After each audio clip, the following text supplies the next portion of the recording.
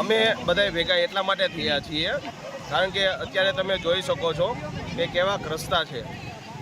રસ્તા એટલા ખરાબ છે કે અમારે 8 વાગે ઘરેથી નીકળવાનું હોય એ છતાં અમારે છોકરાઓને મૂકવા માટે 9 વાગે નીકળવું પડે છે કે સ્કૂલે ટાઈમે પહોંચી શકે.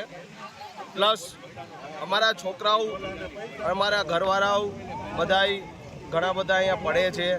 તે પછી બીજા બધા અહીંથી જે પ્રવાસીઓ છે એ પણ પડે છે.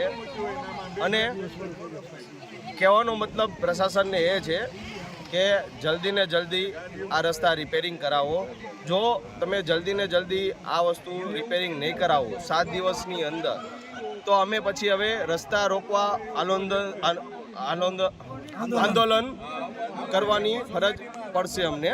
જેથી કરીને નમ્ર વિનંતી છે અમારી કે તમે જલ્દી ને જલ્દી રસ્તા રિપેરિંગ કરાવો અને રિપેરિંગ એવી રીતના કરાવજો કે જેથી કરીને પાછું અમારે તમને કહેવું ના પડે.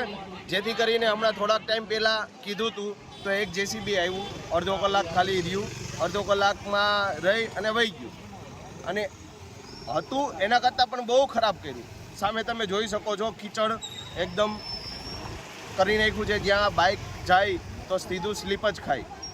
એટલે જેથી કરીને પ્રશાસનને એવી નિવેદન છે કે તમે જલ્દી ને જલ્દી રસ્તા રિપેરિંગ કરાવો.